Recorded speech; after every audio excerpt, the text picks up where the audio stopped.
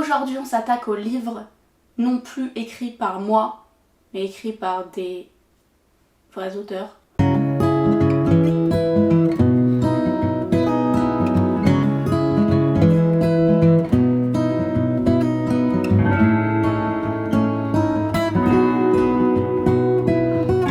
Bonjour à toutes et à tous et bienvenue dans cette nouvelle vidéo. Aujourd'hui on se retrouve pour un tag de l'automne, mais cette fois-ci version lecture. J'ai déjà fait la version écriture dans une précédente vidéo, donc n'hésitez pas à aller la voir si ça vous intéresse. J'ai vu ce tag sur la chaîne de Lire avec Lilia, qui est une chaîne booktube que j'adore regarder, ça fait partie de mes préférées. Elle est hyper drôle et elle fait des vidéos très intéressantes, que ce soit sur ses études aux États-Unis ou alors sur la lecture. Je me suis donc permise de reprendre les questions et c'est parti. Première question, quel livre te fait toujours penser à l'automne? Je suis désolée, je vais devoir reparler d'un de mes livres préférés de tous les temps, si ce n'est le livre que je préfère sur cette terre, qui est Le Parfum de Patrick Süskind. Gros classique de la littérature allemande, il a été publié dans les années 80 et si vous ne l'avez toujours pas lu, faites-le. Enfin je veux dire, c'est la combienième vidéo je vous dis de le lire? Beaucoup. Pourquoi est-ce que cette histoire me fait penser à l'automne? Tout simplement parce qu'il y a une atmosphère très inquiétante. On parle quand même d'un tueur en série, parce que le pitch du parfum, c'est Jean-Baptiste Grenouille, un génie du nez.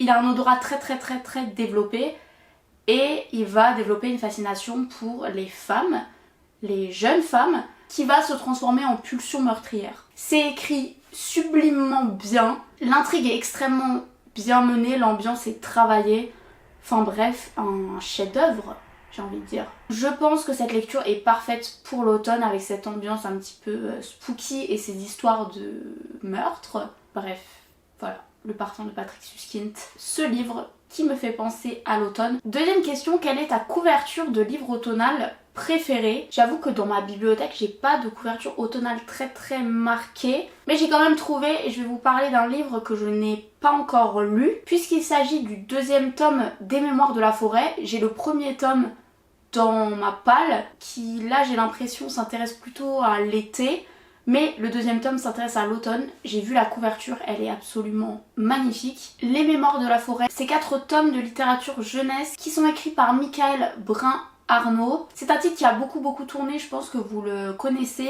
Moi j'ai pas encore lu le premier tome comme dit, mais ça a l'air d'être des histoires toutes mignonnes, où il y a notamment beaucoup d'illustrations, et je trouve qu'elles sont absolument magnifiques et qu'elles rendent un bel hommage aux saisons, notamment le tome 2 qui rend un hommage superbe à la saison de l'automne avec ses tons très orangés. Enfin bref, selon moi, c'est une des plus belles couvertures automnales que je connaisse. Troisième question, quelle est ta boisson automnale préférée? On s'éloigne un petit peu de la lecture. Ben, le thé, évidemment. Après, le thé, j'en bois toute l'année, mais bon, pour l'automne, je dirais que le thé pomme cannelle de n'importe quelle marque qui fait du thé, c'est incroyable. Je sais pas comment vraiment plus développer là-dessus, je pense qu'on va passer à la prochaine question. Quatrième question, préfères-tu lire tôt le matin ou tard le soir? La réponse va être ultra simple puisque je ne lis jamais le matin. Déjà que j'ai du mal à me réveiller, à me préparer. Si en plus je devais me mettre de la lecture là-dedans, je pense que j'arriverais jamais à destination avant 14h30. Donc non, franchement, tard le soir. Je sais que pendant longtemps, le soir, ça a été le seul moment où je lisais. Clairement, les dernières minutes avant de m'endormir, je lisais toujours. En ce moment, c'est pas trop le cas, mais si je devais choisir un moment, c'est sûr que c'est le soir. Parce que ce qui est cool, c'est qu'entre guillemets, le soir, tout a déjà été fait, normalement. Donc j'ai l'esprit libre et je peux lire sans penser à 3 milliards de choses. Cinquième question, Halloween approche. Alors, Halloween c'est déjà passé. D'ailleurs, instant pub, j'ai fait une semaine de vidéos pour la semaine d'Halloween. Donc si vous n'avez pas vu toutes ces vidéos là, n'hésitez pas à aller rattraper tout ça, il y a des vidéos qui sont ultra chouettes. D'ailleurs dans l'ensemble elles sont toutes hyper chouettes. Bref, cinquième question, Halloween approche, quelle est ta lecture d'épouvante préférée? Je vais vous parler justement d'un roman dont j'ai déjà parlé dans un short. Je vous le mets dans le petit i. Je ne sais pas encore où il est, je pense que c'est là. Ça se trouve c'est pas du tout là. Je vais vous parler d'un roman de Stephen King qui s'appelle Cimetière et qui est absolument splendide. Stephen King on le présente plus, je pense que tout le monde connaît l'auteur de ça, Misery, etc. Mais moi je défends toujours le roman Cimetière. Déjà parce que je ne lirai jamais le roman Ça, je pense, car les clowns et moi on n'est pas forcément très copains. Le roman Cimetière, c'est le premier roman de Stephen King que j'ai lu. Je l'ai lu il y a très longtemps et c'est une des lectures, voire même la lecture qui m'a le plus terrorisée. Je veux dire pendant des jours et des jours. J'avais un peu de problème à l'endormissement, si vous voyez ce que je veux dire. Le roman Cimetière, pour vous expliquer un petit peu, on va suivre l'histoire de Louis Creed, qui est un médecin de Chicago.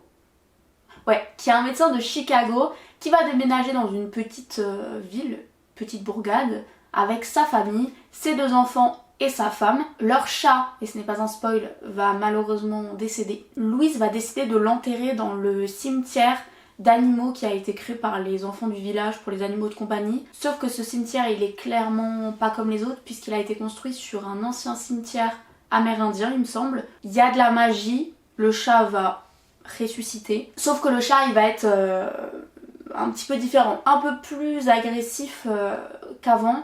Clairement, le chat, il est métamorphosé et la mort va frapper une seconde fois sur la famille Creed. Et Louise va décider d'enterrer cette personne dans le cimetière d'animaux pour qu'il ou elle puisse revenir à la vie.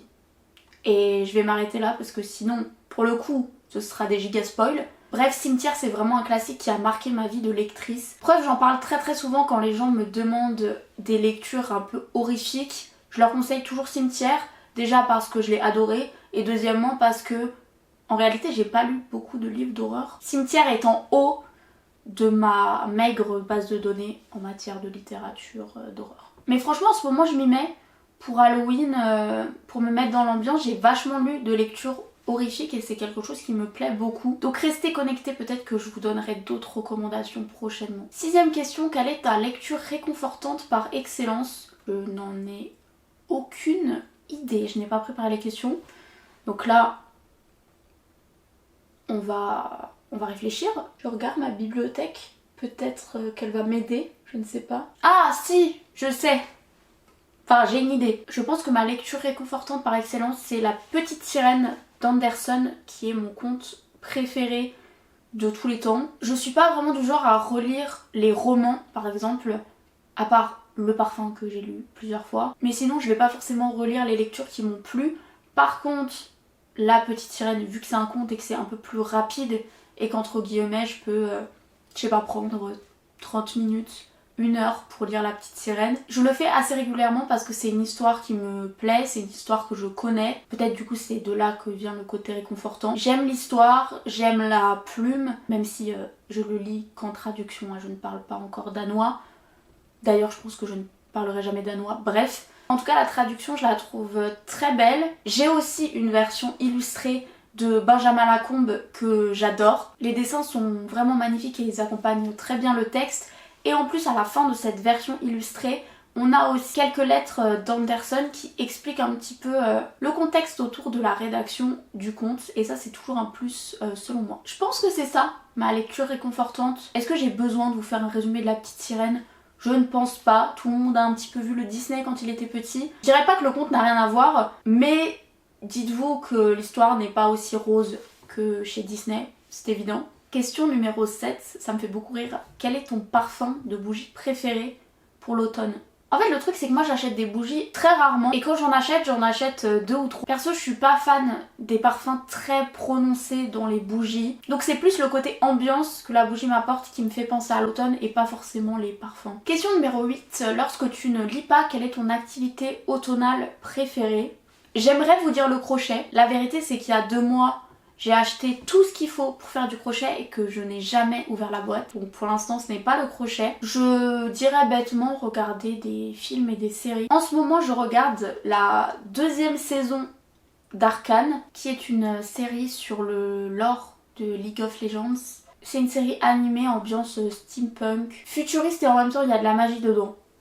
Bref, Arcane, si ça vous intéresse, allez voir. Voilà, je sais pas trop quoi dire d'autre. Dernière question, question numéro 9. Quelle est ta liste de lecture pour l'automne? Alors j'ai déjà fait une vidéo sur ma pile à lire de l'automne. Je vous la mettrai aussi quelque part. Je vous présente pas tous les livres qui sont dans ma palle pour l'automne, mais quelques-uns, donc ça peut vous donner des idées. Mais bon, pour que vous ne soyez pas venus pour rien sur cette vidéo. Je vais vous présenter 3 livres que je pense lire prochainement. On a d'abord le roman Sentinelle de David Cool que j'ai acheté au Festival Sans Nom. Festival Sans Nom qui est un événement littéraire autour du polar et du thriller qui a eu lieu il y a quelques semaines. J'ai rencontré l'auteur. J'ai d'ailleurs à l'intérieur de mon livre une petite dédicace. La couverture m'a beaucoup intriguée, le résumé aussi qui n'en est pas vraiment un je crois. Parce que je ne sais toujours pas de quoi parle ce livre.